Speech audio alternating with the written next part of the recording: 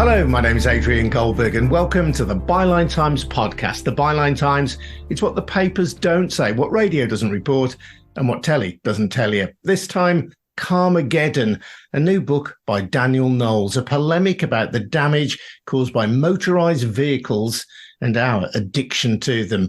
Daniel says that car manufacturers are really not much different to the oil industry or big tobacco. He explores the racialised road building that helps segregate the United States, discusses how UK cities were rebuilt after the Second World War in ways that militated against pedestrians, and looks at the urban areas pointing the way to a car-free future. Top gear, it is not. We'll be talking to Daniel in a moment. But first, just a reminder that the Byline Times podcast is funded by subscriptions to the Byline Times. That's our brilliant monthly newspaper, which combines the best of our online offerings with content that you can't read anywhere else. Find out how to subscribe over at bylinetimes.com. That's at bylinetimes.com. Welcome then to Daniel Knowles. Daniel has a global perspective on road travel. He grew up in Birmingham, which is where I'm recording this episode of the podcast. He works now in Chicago as the Midwest correspondent for The Economist and has lived in Kenya, Mumbai, London, and Washington, D.C. Dan, what strikes me about your book, Carmageddon, is that all of those cities, historically anyway, have shared the same aspiration, which is to make as much room for cars as is humanly possible. This book kind of really began, I think, when I was living in Kenya, because that's a city that's still basically sort of hammering bypasses and motorways, right across it and spreading out in an attempt to make it possible to get around by cars in a way that, London and Chicago and DC and Birmingham, most perhaps notably in the UK, really did in the 1950s and 1960s and left us with this sort of legacy of places that aren't very difficult to get around any other way by car. So the book is partly about how that happened, but it's also about how it's still happening in large parts of the world.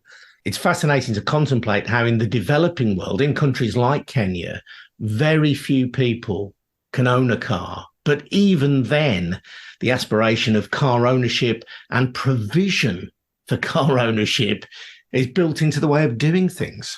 Yeah, so the reason why places like Nairobi or Mumbai are building out for cars, and the reason why we built out for cars, is that cars promise this sort of impossible dream. If you're the first person to get a car, it's brilliant because it's this wonderfully convenient, comfortable device that gets you from A to B without having to stop, without having to share space with anybody else. So when cars first become available, or when, enough people begin to get rich enough to buy them, like they are in places like Nairobi now, initially it seems very exciting. And so there's this huge pressure to try and make it so that more people can have them. But actually the problem is that not everybody can kind of benefit from that. When everybody has a car, it's no longer the case that it's this convenient, wonderful individual way of getting around. Suddenly you're stuck in a traffic jam. Or if you're not stuck in a traffic jam, everything is so much further apart that suddenly you're driving, 3 or 4 miles for the sorts of journey that if we didn't kind of build our cities around cars, might be half a mile or less. It might be, on your doorstep. To try and make it possible for everybody, or for a very large majority of people, to have cars, we've allowed our cities to basically spread out to this enormous level that it's very difficult not to have a car now. And it's no better kind of having a car than it is living in somewhere where you don't need one. It's actually worse in many ways. So the sort of promise of freedom that cars offer, it's illusory. It's kind of impossible to have it. It's only possible if only a few people have them. And the answer to that congestion that you described, and again, this is happening in the developing world, but it's also happened in the West over many decades, is to build more roads, isn't it? It's to increase road capacity. And it's a zero-sum game, because you build more roads, you generate more traffic. You also generate more housing, more industry that goes alongside it. So the freedom that cars promise is, as you say, at the very best short-lived and ultimately an illusion. Right. And that's exactly it. And, I think building roads is not always a bad thing. building more housing and more industry is not always a bad thing. We need those things. But what we've done is expand our roads so much that rather than just, kind of having more housing and more space, everything's spread out, everything's further apart. And as you expand the road capacity, people just end up driving further and you end up with just as much traffic as you had before. And people are driving these enormous distances, and you can see this in how far people commute in the UK. But I mean, here in the US, the average person is driving something like 40 miles each way a day. It's wild. You talk about Houston in Texas, which seems to me to be the car craziest city in the world, or the one that is most wedded to the car that you've encountered. It's definitely up there. It's a wild place if you go to Houston. It's almost impossible to get around any other way, even, within a neighborhood, because the roads are so big. There's this motorway there. It's called the Katy Freeway, which at its widest point is 26 lanes wide, something like 13 in each direction. So as you're sort of coming onto it, it will tell you, next exit, and you'll have a mile in which to get across these 13 lanes of traffic, all going at kind of 40 miles an hour, or sometimes slower because it's sometimes very heavy traffic. It's completely terrifying. And every kind of business has this phenomenal amount of parking.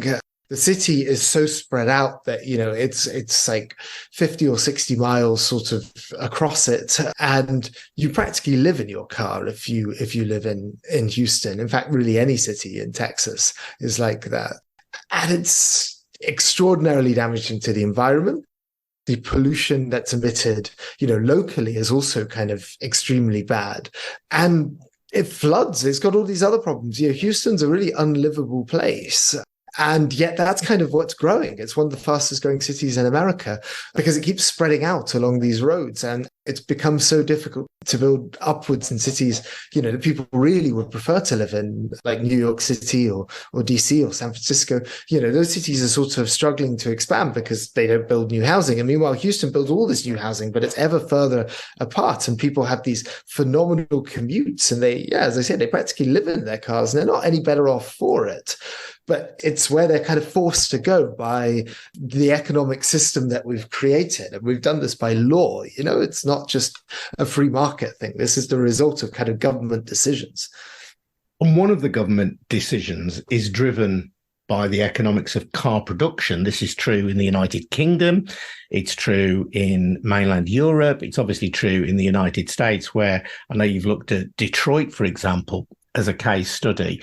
But the city where you grew up and where I still live, Birmingham, had a massive car factory at Longbridge, known as the Austin, and later the Rover car plant. We still have in the West Midlands Jaguar Land Rover, and the government has ensured the continued existence of Jaguar Land Rover by subsidising a gigafactory to ensure that electric car batteries can be built and are accessible in the West Midlands. So it isn't just about giving freedom, in inverted commas, to motorists, is it? It is about creating jobs. And you're not seen as a grown-up economy unless you're making loads and loads of cars.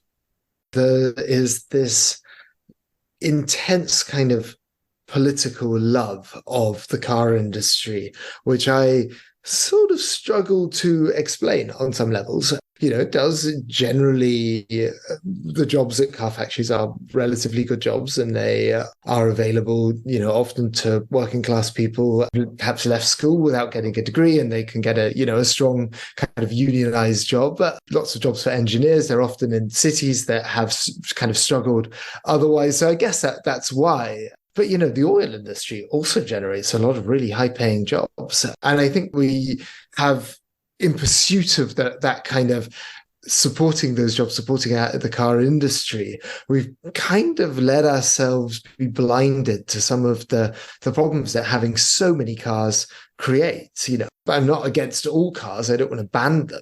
Even a militant like me thinks that they can still be useful, but we have so many of them. And when we rebuilt the entire world around people having to have cars, and that's completely backwards. We should be in favor of car industry jobs insofar as kind of people need cars. But what we've actually done to try and, in part to help the car industry is pass all these laws that essentially kind of protect them from the consequences of the damage that they do, whether that is the fact that we essentially provide the roads and the road space and the parking spaces that cars require for free, at taxpayer expense. That's one of the very biggest ways. But there are also things like we allow car manufacturers to sell vehicles that, get up to 140, 150 miles an hour, when the speed limits are 70, which leads to a lot of unnecessary pollution and crash deaths. So we kind of cosset them. We need to be a bit more skeptical of the car industry, and not see the downsides as well as the upsides. When you describe the sprawl that is created by a society built around cars, of course, it's very easy to forget that perhaps in the 1940s and 50s, when many of the US cities that you're talking about were growing, and places like Birmingham and Coventry in the West Midlands were growing, we did have factories usually based in inner cities that belched out pollution. So part of the argument for encouraging people to move away from the inner city into the suburbs was that it would be cleaner, fresher air. Now, of course, there's an irony, because if you've got a car-based economy, you are creating pollution as a result of those cars. But it wasn't just about the car, was it? There was a thinking behind it that people could move to greener areas where their health would be better.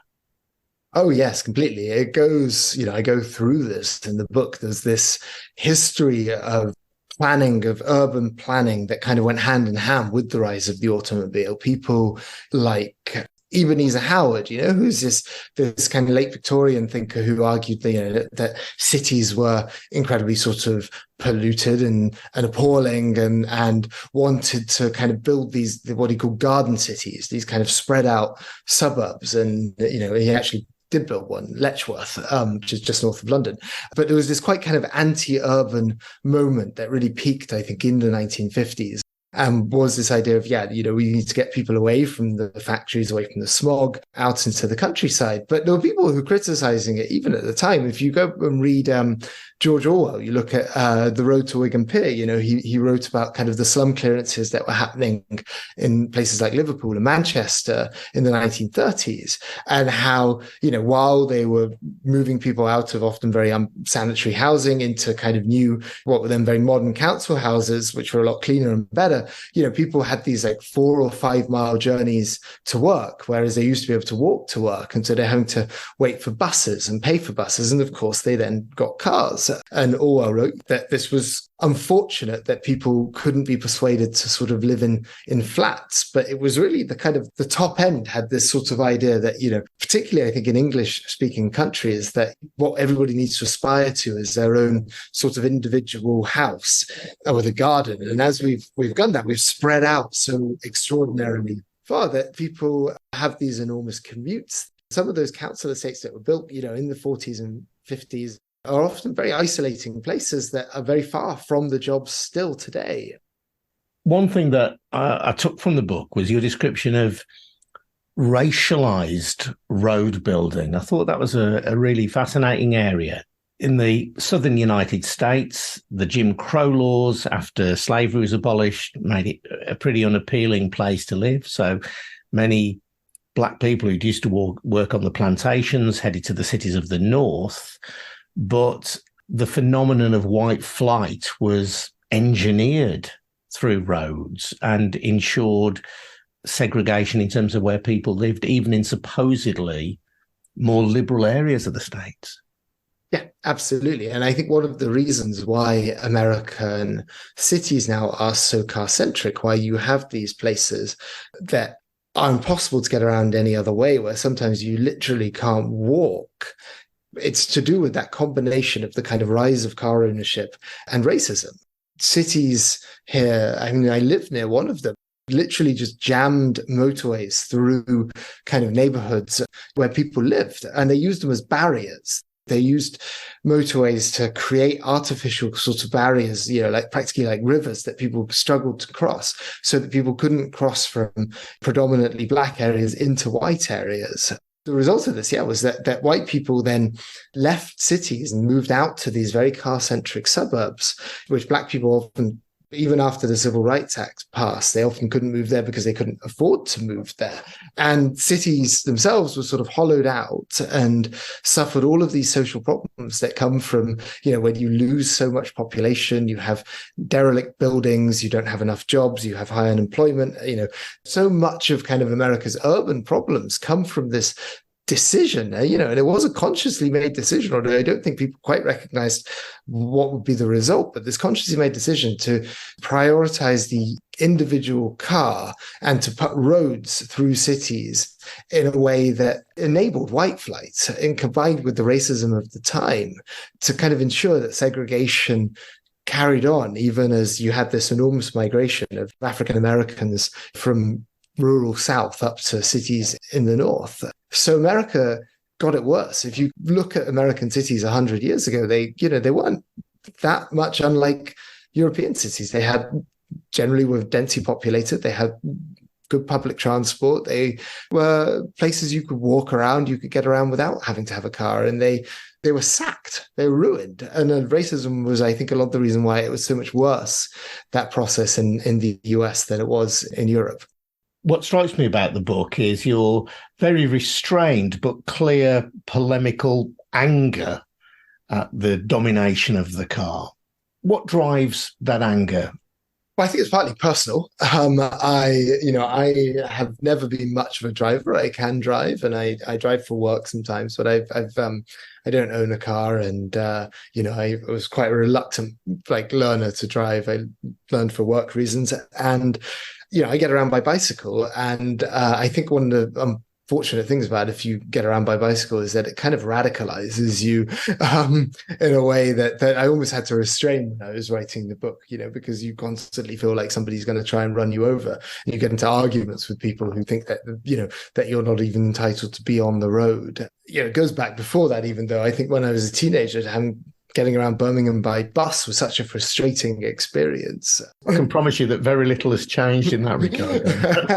Right, exactly. And I've been able to live a life for the most part without needing a car, but I've only been able to do it by choosing to live in some really quite specific neighborhoods, parts of inner London, parts of DC, and now the neighborhood I live in, Chicago. As you can hear from the train coming past occasionally, it has pretty good public transport and is quite walkable because it's an old neighborhood. It was built mostly in the Victorian period. But most people don't have that choice. Unless you can get a job in one of relatively few big cities and you can kind of afford to live in a neighborhood that's walkable and has good public transport, you're sort of forced to live somewhere where you have to have a car.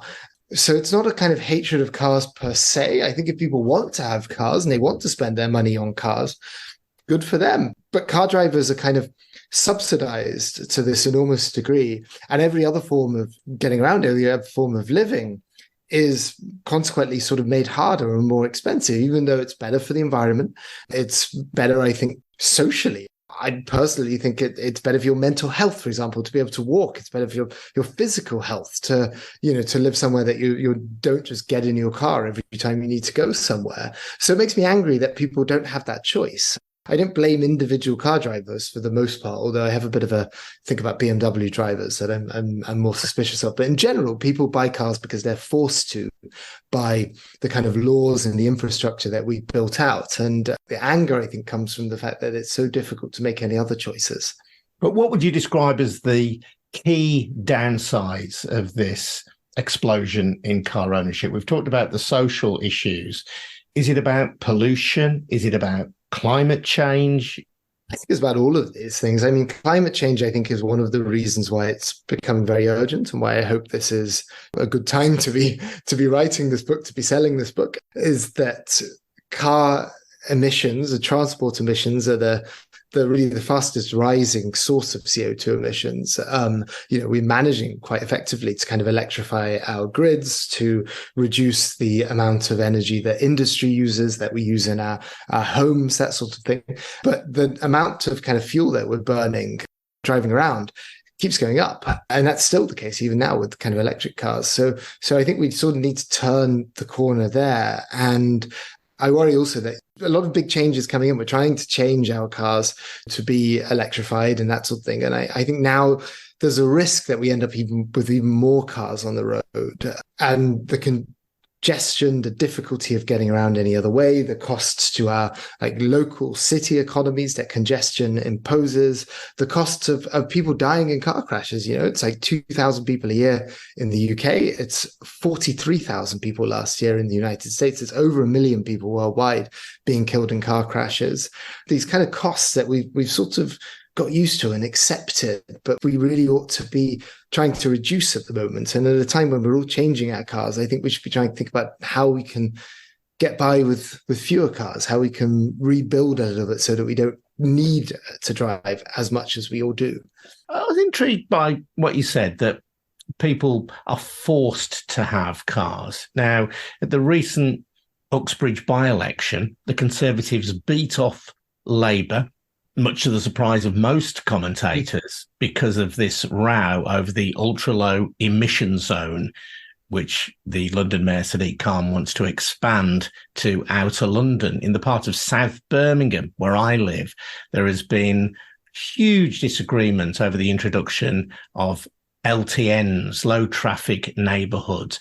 And people who are opposed to these kind of measures do mobilise around the flag of freedom. You're stopping me enjoying the freedom to get into my car and go where I like. It feeds into conspiracy theories that we've discussed on the podcast before, suggestions that the World Economic Forum is somehow behind this, and that these are the routes towards some kind of global government that would keep people penned into their local areas. And I almost get where they're coming from. I mean, I was surprised too, I think, by the strength of the reaction in Uxbridge in that by-election, because it is only, 1 in 10 cars, I think, that are affected by the ULEZ there. But I think there is this fear that's quite widespread that people like me are coming for your cars. And I think if you do live somewhere, like Uxbridge, like outer London, or, parts of Birmingham, particularly maybe some of the outer parts of Birmingham, but, Birmingham is a very car-centric city, so people have these views even relatively central, that if you've got used to using your car for everything, you've owned a car, you're literally financially invested in a car, and your neighborhood is built in such a way that it's difficult to get around without a car, the buses are unreliable, everything's quite far apart, then kind of reducing your ability to drive does feel like an imposition on freedom. And the argument that I've been trying to make, that I hope the book makes, but I'm trying to make more generally, is that cities don't have to look like they currently look. And if you do reduce the cars, you do reduce people's freedom to drive. You create freedom for other people who can get around more easily by bicycle or on foot or by public transport. The buses is a classic example. One of the reasons why the buses in places like Birmingham are so unreliable is that they spend a lot of their time stuck in traffic. If you reduce the cars, almost automatically the buses begin to move faster and become more efficient. So I think that the reaction of kind of car owners of my freedoms being taken away, it's not completely irrational, but other people's freedom is being expanded by these same sorts of measures. And if we can kind of think of it that way, LTNs create freedom for children to play on streets without worrying about being run over, that sort of thing. So I think we do have to see this as competing rights sometimes. And the default position for so long has been that car drivers come first above everybody else. And there's this huge kind of violent reaction to the fact that any hint of changing that. I don't think that means we shouldn't change it, but we have to make the case, for the positive impact, the positive freeing of this too. But yeah, there will be people who are upset. And what I hope, at least with the Uxbridge thing, is that, once the ULEZ is actually imposed and most people begin to realize, that their cars comply and that they can still drive just as much as they did before, some of that anger will dissipate. I think there's a lot of kind of fear that, frankly, that people like me are going to get our way, but I'm not. I think it's moving slowly. It's not moving fast. So, yeah. And you argue not for a zero car future, not for an entirely car-free future, but one where the rights and interests of the car industry and car owners are weighed much less heavily than against the rights of pedestrians, the rights of cyclists. Of course, many people will be both of those things or some of those things. You can be a cyclist and a motorist at the same time, but the balance has to shift. And this isn't just magical thinking. You reference, for example, one of the great cities of the world, which doesn't appear to be run by the World Economic Forum, so far as I know, a city where nobody suggests that you are not free. And that city is Tokyo, which presents a vision of a major urban area where the car does not dominate to anything like the degree that it does in Western cities, and where it's harder and more expensive to own a car, but not impossible. Yeah. And so the reason I wrote about Tokyo is exactly that. You know, Japan has a huge car industry and a lot of people do own cars, but there are two big laws that make a difference. The first one is that there's no on-street parking. So if you want to park your car, you have to pay for parking. And, in a business, if it wants to have parking spaces, has to kind of provide them itself. And so a lot don't, particularly in bigger cities, especially in Tokyo.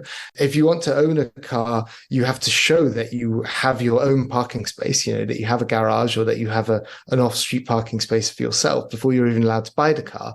And the other thing is that all of their motorways are toll roads. That's how they're paid for. So they don't ban cars. They don't say you can't have a car. They have a great car industry, but they tax and charge, people the land space they're using for the cost of having a car. They're not giving away kind of roads and parking spaces and land for free to car owners. And the result is that even though actually Japanese people have, relatively high car ownership, it's a little bit lower than the UK, but not that much lower. They drive a lot less. And Japanese people will use their cars when it's necessary. If they're going out into the countryside or they're transporting some very heavy stuff, or they've got a whole crowd of children in the back, they'll still use the car then, but they don't tend to use them to get to work. They don't tend to use them for all these sort of short journeys. And over half of kind of car trips in the UK are less than 5 miles. And people are often driving to the shops to pick up a pint of milk, or, they're driving down to get a haircut. They're driving for these things that you really shouldn't have to drive for. So I'm not saying ban the car. I'm saying, but I think Tokyo is an indicator of these quite small changes that charge people the actual cost of owning a car, the cost to society of owning a car. And they might still own cars, or they might still use their cars, but use them a lot less. And that's really what I'm saying, is that we could all be better off if we used our cars just a bit less, or maybe quite a lot less, really. But we don't need to use them for every single journey. But unfortunately, what our kind of incentives are set up makes it that's the natural thing to do. Owning a car is very expensive up front. The insurance is expensive, but you pay all those things no matter how much you drive. And every additional journey doesn't cost you very much. So people sort of, feel like, well, I've got the car, I might as well go everywhere in it. And that's hugely costly to society. Daniel, really good to speak to you. Thank you for your time. Daniel Knowles' book, Carmageddon, How Cars Make Life Worse and What to Do About It, is out now, and it's well worth reading. I'm Adrian Goldberg. You've been listening to the Byline Times podcast, funded by subscriptions to the Byline Times. Find out how to subscribe over at bylinetimes.com. We'll see you again soon. This was a We Bring audio production for the Byline Times. Cheers now. Bye-bye.